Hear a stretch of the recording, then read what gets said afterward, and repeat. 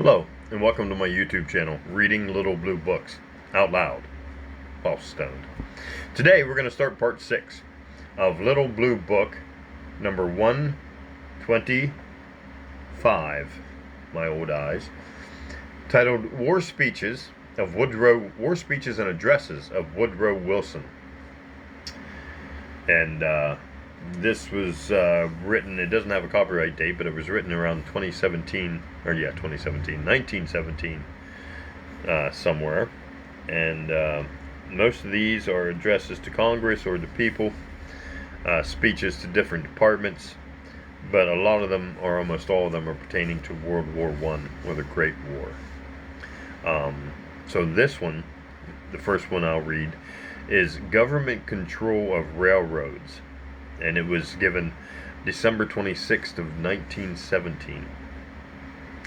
I have exercised the powers over the transportation systems of the country which were granted me by the Act of Congress last August, because it has become imperatively necessary for me to do so. This is a war of resources, no less than of men, perhaps even more than of men, and it is necessary for the complete mobilization of our resources that the transportation systems of the country should be organized and employed under a single authority and a simplified method of coordination, which have not proved possible under private management and control. The Committee of Railway Executives, who have been cooperating with the government in this all-important matter, have done the utmost that it was possible for them to do, have done it with patriotic zeal and with great ability, but there were differences that they could neither escape nor neutralize. Complete unity of administration in the present circumstances involves, upon occasion and at many points, a serious dislocation of earnings, and the committee was, of course, without power or authority to rearrange changes or effect proper compensations and adjustments of earnings. Several roads, which were willing and with admirable public spirit accepting the orders of the committee, have already suffered from these circumstances, and should not be required to suffer further. In mere fairness to them, the full authority of the government must be substituted. The government itself will thereby gain an immense increase of efficiency in the conduct of the war and of the innumerable activities upon which its successful conduct depends.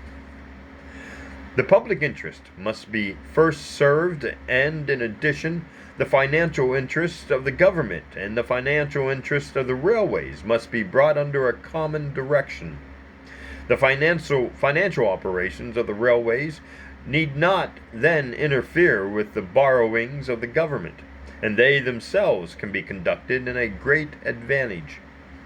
Investors in railway securities may rest assured that their rights and interests will be as scrupulously looked after by the government as they could be by the directors of the several railway systems. Immediately upon the reassembling of Congress, I shall recommend that these definite guarantees be given.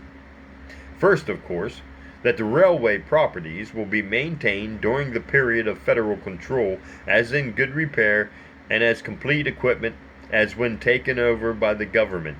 And the second, that the roads shall receive a net operating income equal in each case to the average net income of the 3 years preceding June 30th of 1917. And I am entirely confident that the Congress will be disposed in this case, as in others, to see that justice is done and full security assured to the owners and creditors of the great systems which the government must now use under its own direction, or else suffer serious embarrassment. The Secretary of War and I are agreed that, all the circumstances being taken into consideration, the best results can be obtained under the immediate executive direction of the Honorable William G. McAdoo, M-C-A-D-O-O, McAdoo, whose practical experience particularly fits him for the service and whose authority as Secretary of the Treasury will enable him to coordinate as no other man could the many financial interests which will be involved and which might, unless systematically directed, suffer very embarrassing entanglements. The government of the United States is the only great government now engaged in the war which has not already assumed control of this sort. It was thought to be in the spirit of American institutions to attempt to do everything that was necessary through private management, and if zeal and ability and patriotic motive could have accomplished the necessary unification of administration, it would certainly have been accomplished. But no zeal or ability could overcome insuperable obstacles, and I have deemed it my duty to recognize that fact in all candor, now that it is demonstrated, and to use without reserve the great authority reposed in me. A great national necessity dictated the action, and I was therefore not at liberty to abstain from it. That is the end of that speech. The next one, it is an address to Congress. And I believe this is the address he is speaking of in the prior speech. Because I think he said about addressing Congress coming up. This is Woodrow Wilson's address to Congress, dated January 4th of 1918. I have asked the privilege of addressing you in order to report to you that on the 28th of December last, during the recess of the Congress, acting through the Secretary of War and under the authority conferred upon me by the Act of Congress approved August 29th, 1916, I took possession and assumed control of the railway lines of the country and the systems of water transportation under their control. This step seemed to be imperatively necessary in the interest of the public welfare, in the presence of the great tasks of war with which we are now dealing.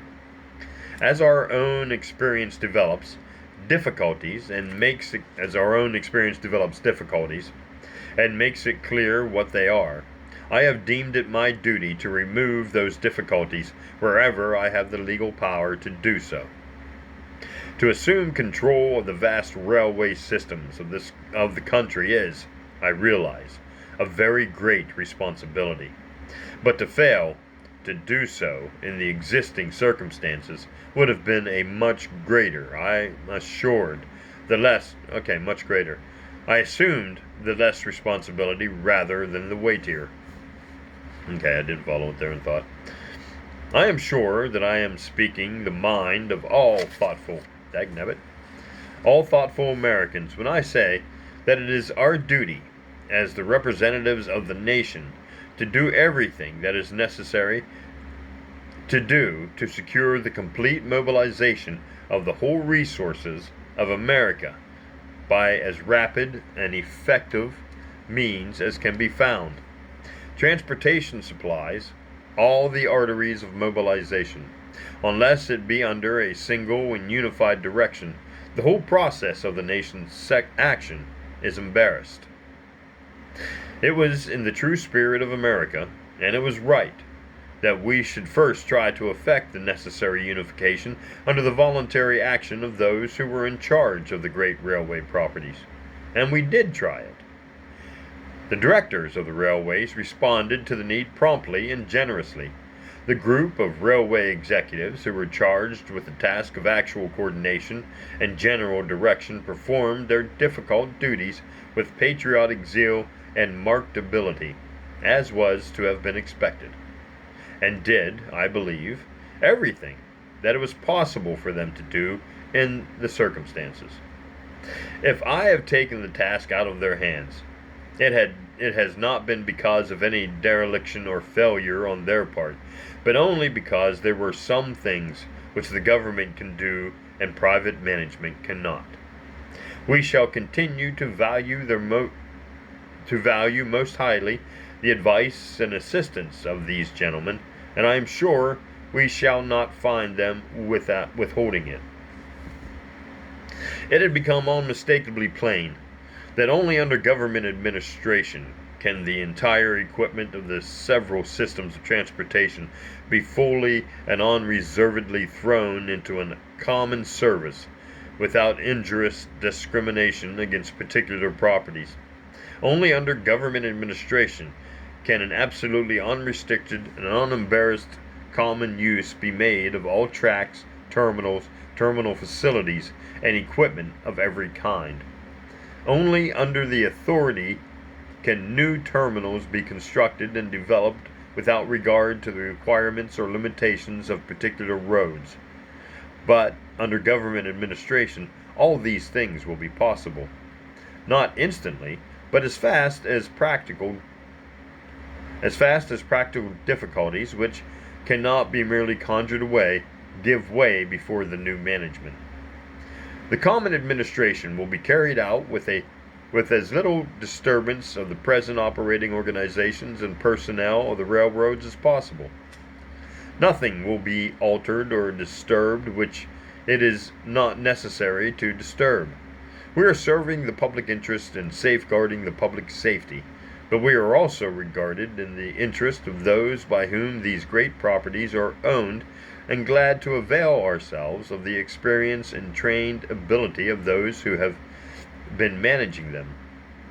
It is necessary that the transportation of troops and of war materials, of food and of fuel, and of everything that is necessary for the full mobilization of the energies and resources of the country should be first considered, but it is clearly in the public interest also that the ordinary activities and the normal industrial and commercial life of the country should be interfered with and dislocated as little as possible, and the public may rest assured that the interest and convenience of the private shipper will be as carefully served and safeguarded as it is possible to serve and safeguard it in the present extraordinary circumstances. A little cotton mouth, so let's leave you at that.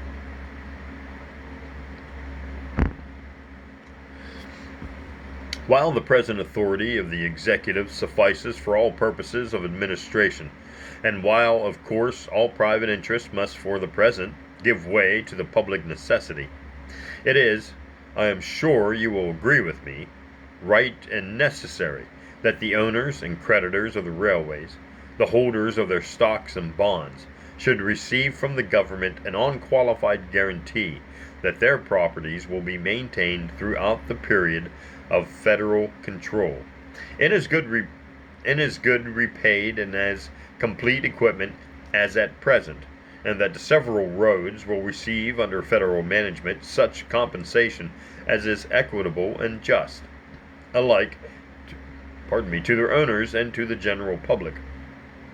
I would suggest the average net railway operating income of the 3 years ending June 30th, 1917. I earnestly recommended that these guarantees be given by appropriate legislation, and given as promptly as circumstances permit. I need not point out the essential justice of such guarantees, and their great influence and significance as elements in the present financial and industrial situation of the country. Indeed, one of the strong arguments for assuming control of the railroads at this time is the financial argument. It is necessary that the values of railway securities should be justly and fairly protected, and that the large financial operations every year necessary in connection with the maintenance, operation, and development of the roads should, during the period of the war, be wisely related to the financial operations of the government. Our first duty is, of course, to conserve the common interest and the common safety, and to make certain that nothing stands in the way of the successful prosecution of the great war for liberty and justice. But it is also an obligation of public conscience and of public honor that the private interest we disturb should be kept safe from unjust injury. And it is of the utmost consequence to the government itself that all great financial operations should be stabilized and coordinated with the financial operations of the government. No borrowing should run athwart the borrowings of the federal treasury, and no fundamental industrial value should anywhere be unnecessarily impaired.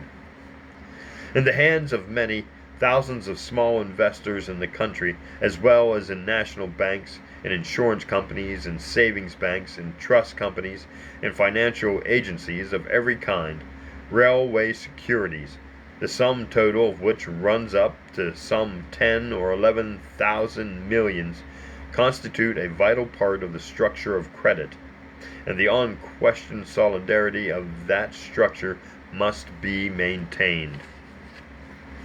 And that is the end of Woodrow Wilson's address to Congress, January 4th of 1918. And could you imagine a modern-day president taking control of the railway systems, a government takeover? Could they don't even have the power now. That's crazy. That's crazy to think about. But they did it. It was the Great War. The war to end all wars, yet they did not know that 20 years later the world would be at war again with the same country, Germany. Okay, we're going to do one more? Yeah, we're going to do a few more. Next one is titled 14 Points, and it is also an address to Congress, and it was given January 8th of 1918. Once more, as repeatedly before, the spokesmen of the Central Empires have indicated their desire to discuss the objects of the war and the possible basis of a general peace. Parleys have been in progress at Brest-Litovsk between Russian representatives and representatives of the Central Powers, to which the attention of all the belligerents has been invited for the purpose of ascertaining whether it may be possible to extend these parleys into a general conference with regard to terms of peace and settlement. The Russian representatives presented not only a perfectly definite statement of the principles upon which they would be willing to conclude peace, but also an equally definite program of the concrete application of these principles. The representatives of the Central Powers, on their part, presented an outline of settlement which, if much less definite, seemed susceptible of liberal interpretation, until their specific program of practical terms was added. That program proposed no concessions at all, either to the sovereignty of Russia or to the preferences of the populations with whose fortunes it dealt, but meant, in a word, that the Central Empire's armed forces had occupied every province, were to keep every foot of territory, every city, every point of vantage, as a permanent addition to their territories and their power. It is a reasonable conjecture that the general principles of settlement which they at first suggested originated with the more liberal statesmen of Germany and Austria, the men who have begun to feel the force of their own people's thought and purpose, while the concrete terms of actual settlement came from the military leaders who have no thought but to keep what they have got. The negotiations have been broken off. The Russian representatives were sincere and in earnest. They cannot entertain such proposals of conquest and domination. The whole incident is full of significance. It is also full of perplexity. With whom are the Russian representatives dealing? For whom are the representatives of the Central Empire speaking? Are they speaking for the majorities of their representative parliaments, or for the minority parties, that military and imperialistic minority which has so far dominated the whole policy and controlled the affairs of Turkey and of the Balkan states, which have felt obliged to become their associates in this war? The Russian representatives have insisted, very justly, very wisely, and in the true spirit of modern democracy, that the conferences they have been holding with the Teutonic and Turkish statesmen should be held within open, not closed doors, and all the world has been audience as was desired. To whom have we been listening then? To those who speak the spirit of intention of the resolutions of the German Reichstag, of the 9th of July settled the peace of the world for, let me make sure I've only turned one page. Yep. The 9th of July settled the peace of the world for nearly 15 years.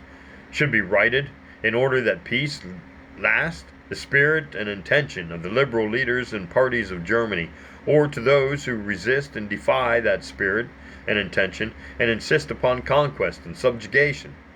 Or are we listening, in fact, to both, unreconciled and in open and hopeless contradiction? These are very serious and pregnant questions. Upon the answer to them depends the peace of this world. But whatever the results of the parleys at Brest-Litovsk, whatever the confusions of counsel and of purpose in the utterances of the spokesmen of the Central Empires, they have again attempted to acquaint the world with their objects in the war, and have again challenged their adversaries to say what their objects are, and what sort of settlement they would deem just and satisfactory. There is no good reason why that challenge should not be responded to, and responded to with the utmost candor. We did not wait for it, not once, but again and again. We have laid our whole thoughts and purpose before the world, not in general terms only, but each time with sufficient definition to make it clear what sort of definitive terms of settlement must necessarily spring out of them. Within the last week, Mr. Lloyd George has spoken with admirable candor and an admirable spirit for the people and government of Great Britain. There is no confusion of counsel among the adversaries of the Central Powers, no uncertainty of principle, no vagueness of detail. The only secrecy of counsel, the only lack of fearless frankness, the only failure to make definite statement of the objects of the war lies with Germany and her allies. The issue of life and death hang upon these definitions. No statesman who has the least conception of his responsibility ought for a moment to permit himself to continue this tragical and appalling outpouring of blood and treasure unless he is sure beyond a peradventure that the objects of the vital sacrifice are part and parcel of the very life of society, and that the people for whom he speaks think them right and imperative as he does. There is, moreover, a voice calling for these definitions of principle and of purpose, which is, it seems to me, more thrilling and more compelling than any of the many moving voices with which the troubled air of the world is filled. It is the voice of the Russian people. They are prostrate and all but helpless, it would seem, before the grim power of Germany, which has hitherto known no relenting and no pity. Their power, apparently, is shattered, and yet their soul is not subservient. They will not yield either in principle or in action.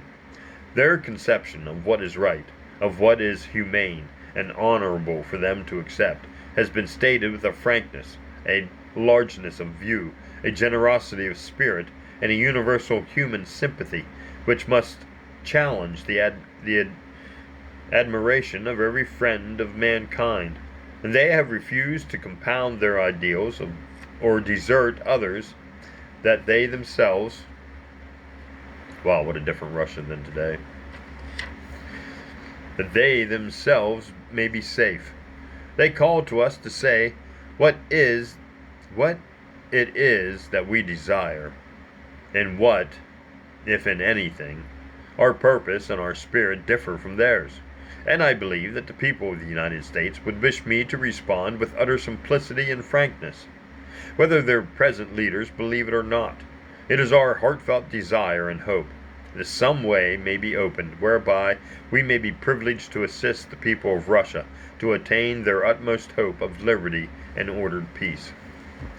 It will be our wish and purpose that the processes of peace, when they are begun, shall be absolutely open, and that they shall involve and permit henceforth no secret understandings of any kind. The day of conquest and aggrandizement is gone by. So is also the day of secret covenants entered into in the interest of particular governments, and likely at some unlooked for moment to upset the peace of the world. It is this happy fact, now clear to the view of every public man, whose thoughts do not still linger in an age that is dead and gone, which makes it possible for every nation whose purposes are consistent with justice and the peace of the world to avow now or at any time the objects it has in view. We entered this war because violations of right had occurred, which touched us to the quick and made the life of our people impossible unless they were corrected, and the world secured once for all against their reoccurrence. What we demand in this war, therefore, is nothing peculiar to ourselves. It is that the world be made fit and safe to live in, and particularly that it be made safe for every peace-loving nation which, like our own, wishes to live its own life, determine its own institutions, be assured of justice and fair dealings by the other peoples of the world as against force and selfish aggression. All the peoples of the world are in effect partners in this interest, and for our own part, we see very clearly that unless justice is done to others, it will not be done to us. The program of the world's peace, therefore, is our program, and that program, the only possible program, as we see it, is this. 1. Now here are the 14 points finally. 1. Open covenants of peace, openly arrived at, after which there shall be no private international understandings of any kind, but diplomacy shall proceed, always, there's a burn spot in the page, always fairly and in the public view. Okay. Point 2. Absolute freedom of navigation on the seas, outside territorial waters alike, all peace, in peace and in war, except as the seas may be closed in whole or in part by international actions for the enforcement of international covenants. 3. The removal, so far as possible, of all economic barriers and the establishment of an equality of trade conditions among all the nations consenting to the peace and associating themselves for its maintenance. 4. Adequate guarantees given and taken that national arrangements will be reduced to the lowest point consistent with domestic safety. 5. A free, open-minded, and absolutely impartial adjustment of all colonial claims based upon a strict observance of the principle that has determined all such questions of sovereignty. The interest of the populations concerned must have equal weight with the equitable claims of the government whose title it is to be determined. 6. The evacuation of all Russian territory and such a settlement of all questions affecting Russia as will secure the best and freest cooperation of the other nations in the world in obtaining for her an unhampered and unembarrassed opportunity for the independent determination of her own political development and national policy, and assure her of a sincere welcome into the society of free nations under institutions of her own choosing, and more than a welcome assistance also of every kind that she may need and may herself desire. The treatment it looks like it's burnt. There's the burn on the other side of the page. The treatment accorded Russia by her sister nations, the months to come will be the acid test for goodwill of their comprehension of something as distinguished from their own interpretation and of their intelligent and unselfish sympathy. That was 6. 7. Belgium. The whole world will agree must be evacuated and restored, without any attempt to limit the sovereignty which she enjoys in common with all other free nations. No other single act will serve as this will serve to restore confidence among the nations in the laws which they have themselves set and determined for the government of their relations with one another. Without this healing act, the whole structure and validity of international law is forever impaired. 8. All French territory should be freed and the invalid portions restored, and the wrong done to France by Prussia in 1871 in the matter of Alsace-Lorraine, which has centered in the little group of landholders and merchants and men of affairs with whom they may once more be made secure in the interest of all. 9. A readjustment of the frontiers of Italy should be effected along clearly recognizable lines of nationality. 10. The peoples of Austria-Hungary, whose place among the nations we wish to see safeguarded and assured, should be accorded the freest opportunity of autonomous development. 11. Romania, Serbia, and Montenegro should be evacuated, occupied territories restored. Serbia accorded free and secure access to the sea, and the relations of the several Balkan states to one another determined by friendly counsel along historically established lines of allegiance and nationality, and international guarantees of the political and economic independence and territorial integrity of the several Balkan states should be extended into.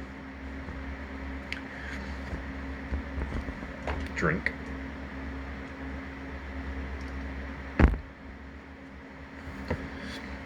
12.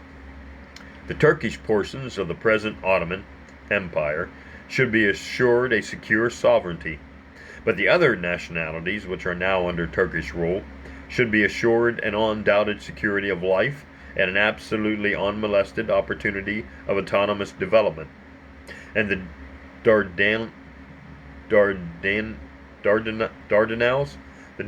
should be permanently opened as a free passage to the ships and commerce of all nations under international guarantees.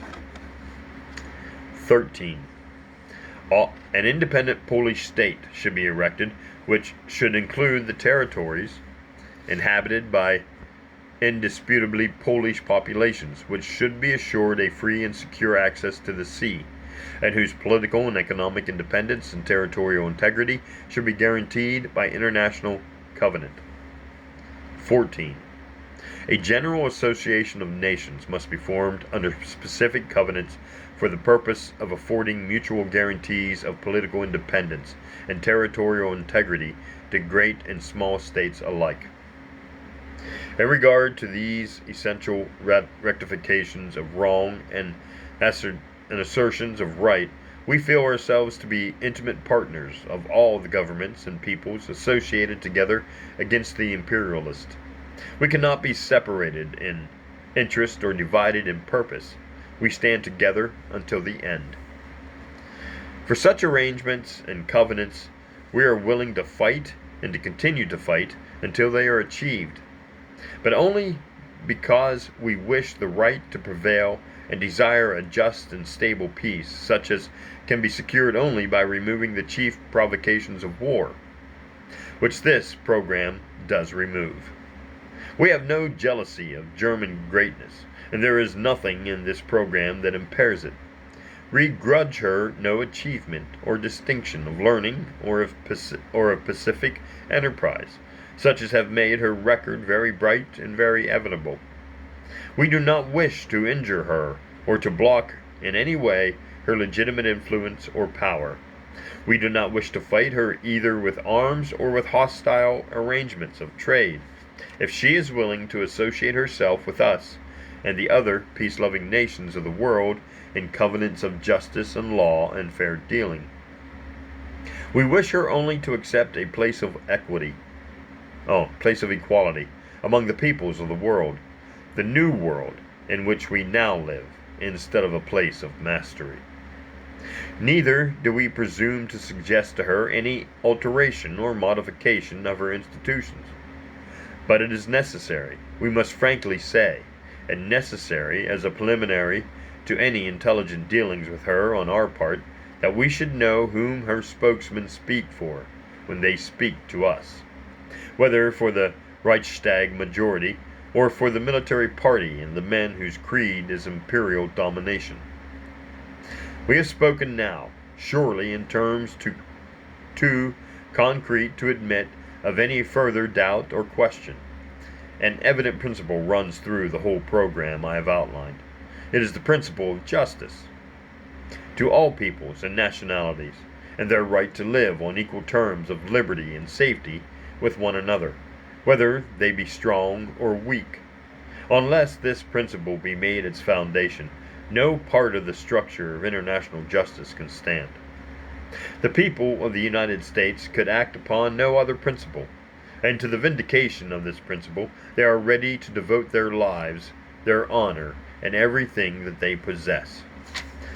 The moral climax of this, the culminating and final war for human liberty, has come, and they are ready to put their own strength, their own highest purpose, their own integrity and devotion to the test. And that is the end of an address to Congress, I believe it was. Let me get back to the beginning here.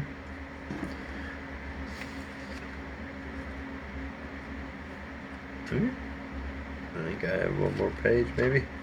Nope, next one. 14 points. An address to Congress, January 8th, 1918, by Woodrow Wilson, president at the time. And that is the last speech we will do for part 6 of Little Blue Book number 125, titled Addresses and War Speeches of Woodrow Wilson. Thanks for listening, and join me in part 7.